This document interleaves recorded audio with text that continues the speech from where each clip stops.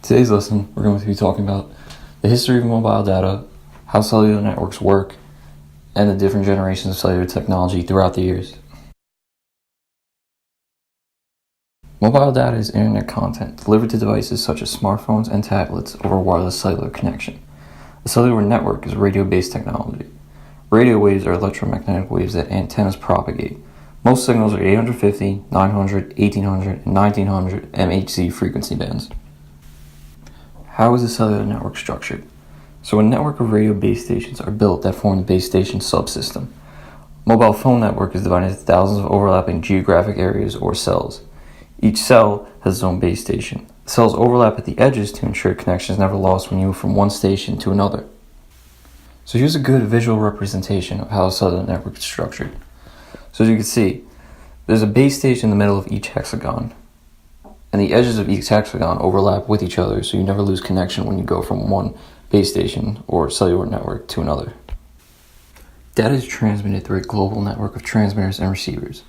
There's a core circuit switch network used for handling voice calls and texts. Next, there's a packet switch network for handling mobile data. And lastly, there's a public switch telephone network that connects subscribers to the wider telephony network. Now we'll get into the history of mobile data. Throughout the years, there have been many phases of cellular networks, like 1G, 2G, 3G, and 4G. The G stands for generation of cellular technology. We're currently approaching the 5th generation of cellular technology. The first generation of mobile cellular phones used AMPS, which uses frequency division multiple access. AMPS stands for Advanced Mobile Phone System. The radio waves used by 1G were analog. An analog signal is a continuous signal that keeps on changing over a time period. Here's a good visual representation of analog signal. Analog signal is represented by sine waves like shown in this picture and keeps moving continuously over time. 1G was developed by Bell Labs and introduced to North America in October of 1983. The problem with 1G was it could only transmit analog voice data. Because of this, it was not able to access the internet or send text messages. This led to 1G being quickly replaced by 2G. 2G was introduced to Finland in 1991 and created a digital system for the mobile cellular phone. 2G used GSM. This stands for Global System for Mobile Communications. GSM uses TDMA and FDMA combined. TDMA is time division multiple access. Because GSM is a digital system, it supports voice calls and data transfer speeds of up to 9.6 kilobytes per second, and SMS, which stands for Short Message Service. An important advancement that came from 2G was creation of the SIM card. SIM stands for Subscriber Identity Module. A SIM is a detachable smart card that contains user subscription information and the user's phone book. This meant if you needed to get a new phone, you'd simply swap out the SIM card and still have your information and contacts from your old phone. Or if you wanted to switch mobile networks, you could simply buy the SIM card from that mobile network instead of buying a whole new phone. 2G used the Interim Standard 95. This was the first CDMA-based 2G digital cellular standard. CDMA stands for Code Division Multiple Access. It performs well against narrowband interference and multipath signal fading. IS-95 traffic channels can support voice data or data at bits of up to 14.4 kilobytes per second. What followed 2G was 2.5G. 2.5G instituted General Packet Radio Service, which was packet switching for data service. This technology supports voice or data at bit rates of up to 85.6 kilobytes per second. What came after it was GPRS, was EDGE, Enhanced Data Rates for GSM Evolution. This used APSK encoding for improved data transmission. It supported voice or data at bit rates of up to 236.8 kilobytes per second. Before we jump into discussing 3G, we just have a quick overview of mobile data. I just want to point out at the bottom that we have 2.4 kilobytes per second all the way up to 2,000 kilobytes per second in such a short span of time. That's just showing how much mobile data was evolving over these couple years. So the first 3G network was created in Japan in 2001. It used UMTS, WCDMA, and CDMA 2000 as its standards. Evolution of GSM from the 2G mobile network. It had simultaneous voice and data support. It was pretty quick, but it wasn't as fast and reliable as we see today with 4G and 5G technologies. And the speed had a data rate of 2.4 megabytes per second. A part of 3G is 3.5G or 3G+, which was launched in the US in 2006. It had a high-speed downlink packet access. And what this did was extend and improve the performance of existing 3G mobile telecommunication networks using WCDMA protocols. After 3G came the fourth generation.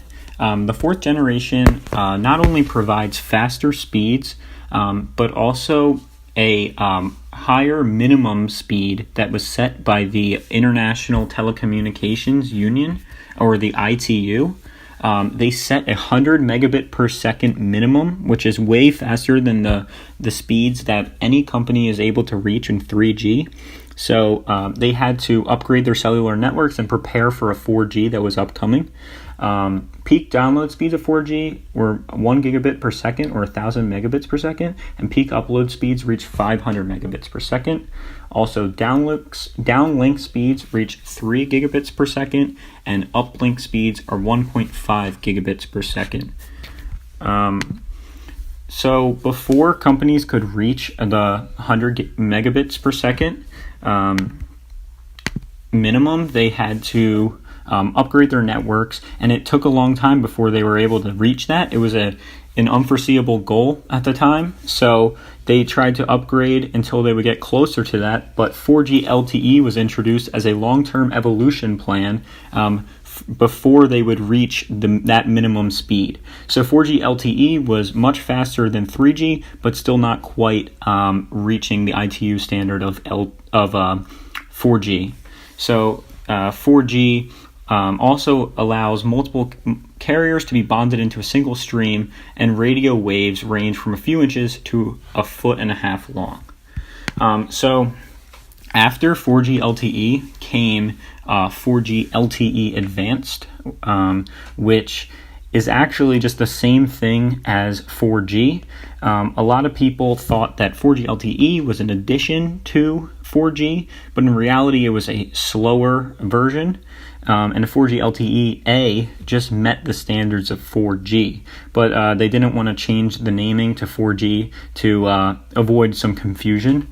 Also, at the time, AT&T recently has been marketing themselves as 5GE, which is 5G evolution, but in reality, they're just marketing. They're just doing marketing misappropriation, where they are labeling something as 5G when in reality it's only 4G speeds. Their 5GE network is actually slower than T-Mobile's 4G and Verizon's 4G. Okay, so as far as the actual fifth generation, it also has some minimum set by the ITU, which is 1 gigabit per second minimum and a 1 millisecond latency. Peak download speeds of the fifth generation are 20 gigabits per second, and peak upload speeds are 10 gigabits per second, which is up to 20 times faster than 4G. So you can now download a 6-minute movie, and it'll only take 20 seconds on the fifth generation. So fifth generation also has millimeter wave bands. So radio waves are no longer 1.5 feet in length, but are only the size of raindrops. The fifth generation also uses massive MIMO, multiple input, multiple output, for faster connection, faster speeds, and less latency. It also has low-band 5G and mid-band 5G, which uses frequencies from 600 megahertz to 6 gigahertz. And every 5G cell supports at minimum 1 million devices for every square kilometer to avoid overcrowding on a network. So 5G is supposed to launch in the US very soon. It's already available in Korea and China. Experts are skeptical, however, that strong 5G won't be here until 2023. Similarly to 4G, it wasn't as fast as it could be right away, but we're expecting peak speeds to reach 20 megabits per second by 2023. So it'll only be 4 times as fast as 4G to start, but will continue to get faster as we upgrade the cellular networks and reduce latency. So also a 5G phone could cost up to $300 more, and some experts don't know if it's worth it at this time. Also, 4 major cellular providers will support 5G. Right now, AT&T and T-Mobile are doing testing in small cities. Qualcomm is the major chip maker. And some of the phones that support 5G currently are Huawei Mate X, Samsung Galaxy S10, Motorola Z3, and Apple is planning to release a 5G phone in the near future. So it's very interesting to see where this 5G network could take us. We're going to have much faster download and upload speeds, and possibly even host our own network without going through cable companies. Verizon has come out with a service that gives us immediate internet in our homes at much faster speeds with 5G. So it's amazing to see what 5G could bring, and 6G down the line. So that's our presentation on mobile data and cellular networks. Hopefully this gave you a better idea on whether you want to switch to 5G or not in the near future and how it could benefit you. So thanks for watching.